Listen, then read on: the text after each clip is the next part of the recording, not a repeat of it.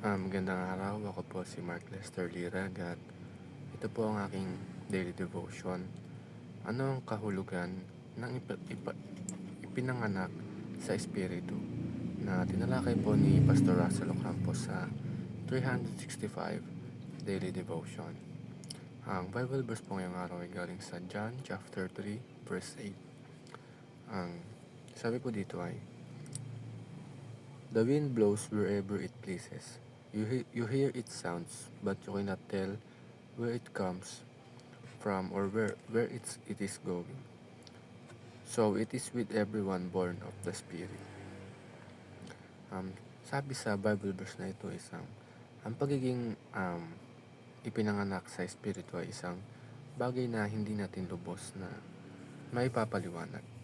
Pero ang ebidensya nito ay makikita sa ating buhay tulad ng hangin na hindi natin ito nakikita pero nararamdaman natin ang kilos nito.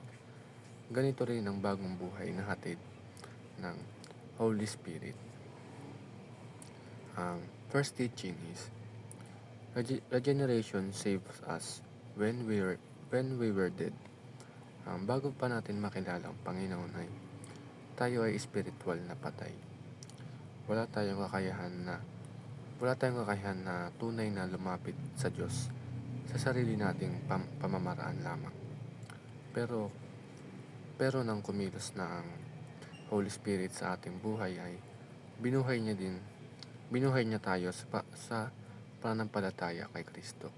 At tinulungan niya tayo sa pagiging malapit natin kay Kristo dahil kung dati ay patay ang spiritual natin, nang kumilos na ang Holy Spirit is ginaid niya tayo upang papalapit sa Panginoong Diyos. Dahil dati habang patay ang ating espiritu ay tayo malayo sa Panginoon.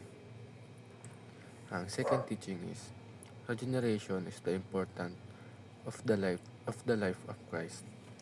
Ang bagong buhay na ito ay hindi lang basta pagtalikod sa dating pamumuhay, kundi isa na ding panibagong pagkatao na nabubuhay ayon kay Kristo.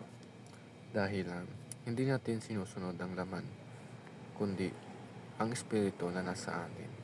Kung dati nung binagawa tayo ng banal na Espiritu is tinalikuran natin yung dating pamumuhay natin. Kasama na dito yung pag-iwas sa makamundong gawain. At hindi natin sinusunod ang ating laman, kundi ay sinusunod na natin kung ano ang sabihin sa atin ng Holy Spirit.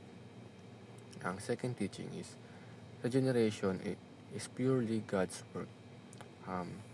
Kung iniisip natin na kaya nating iligtas sa ating sarili, may mali tayo.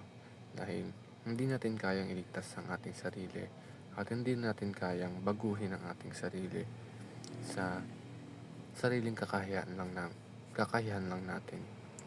Ang pagiging ipinanganak sa Espiritu ay ito ay purely or 100% na gawa ng Diyos.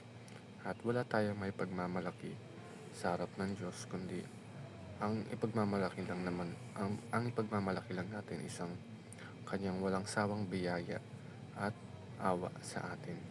Yun lang.